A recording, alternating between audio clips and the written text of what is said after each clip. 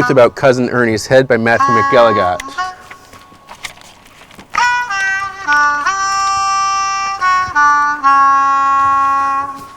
For Christy. Last year, as usual, we went to my grandmother's house for Thanksgiving dinner. I didn't really want to go. There was always a big argument.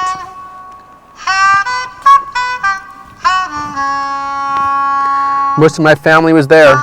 Uncle Klaus fell in from Bangladesh. Aunt Edith and Uncle Vic and Uncle Ogden took the train up from Florida.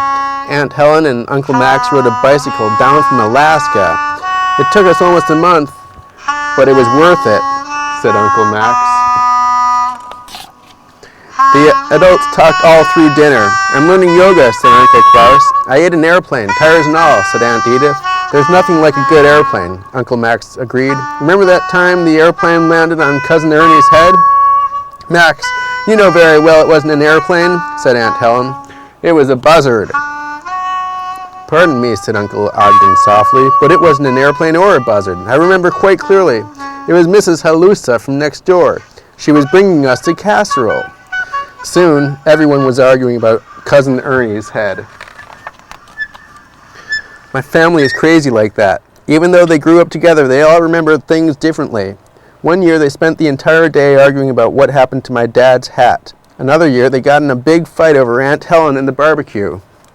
Last year, while everyone was downstairs and arguing, I went up to the attic to find some peace and quiet. Instead, I found an old home movie.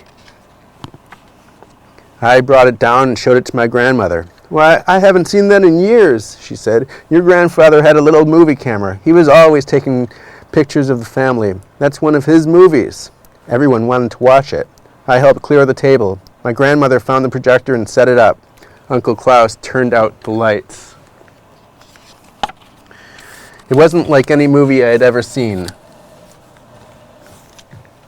It was just a bunch of short scenes of my family when they were younger. The movie was blurry and hard to look at, and parts of it were upside down. At first, I hated it. Then I began to notice something. The adults began to notice it too. Hidden within those scenes were the answers to all the silly arguments my family had been having for all those years. Suddenly, everyone began to pay very close attention. Watching the movie, we learned that the unicycle bandit stole my dad's hat. Aunt Helen was at the liver and onions barbecue.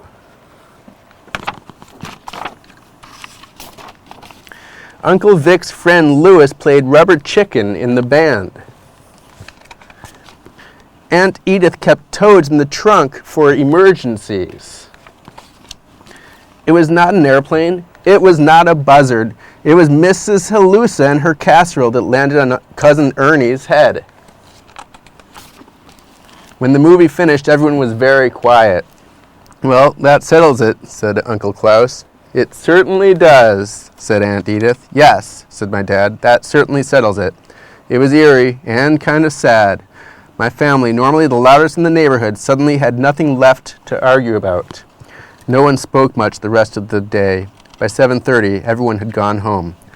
It was our shortest Thanksgiving ever.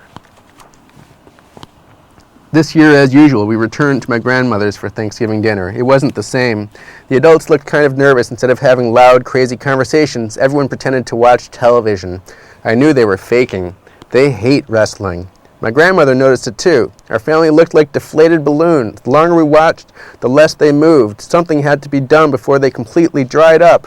They were hypnotized. I had an idea. I whispered it to my grandmother. I suppose you're right, she sighed. With nincompoops like these, I'm afraid it's the only answer. Everyone, listen to me, she said, clearing her throat. Everyone turned and listened. Remember that movie? I lost it. What? Said Uncle Max. What? Said Aunt Edith. What? Said everyone else at the same time.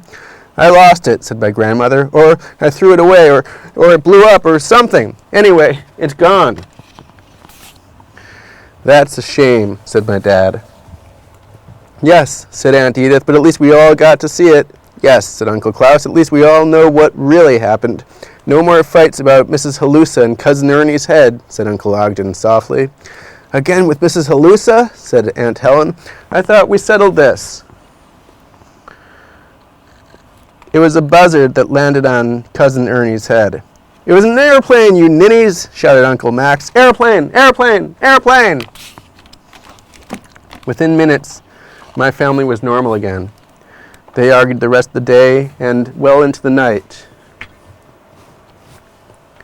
They can argue all they want. I don't mind. I know what really happened.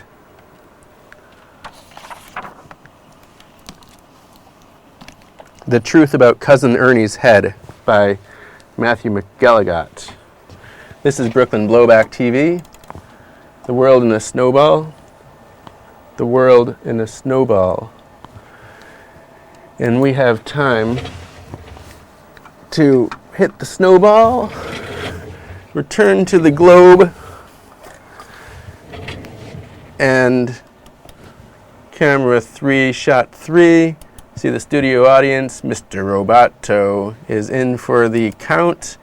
Back to the studio audience. A little gander at the globe, and we remind you that Brooklyn Blowback TV, The World in the Snowball, airs the third Saturday of every month on Brooklyn Community Access Television, BCAT, Brooklyn Community Access Television. And we are almost out of time, so we're going to close out with a very special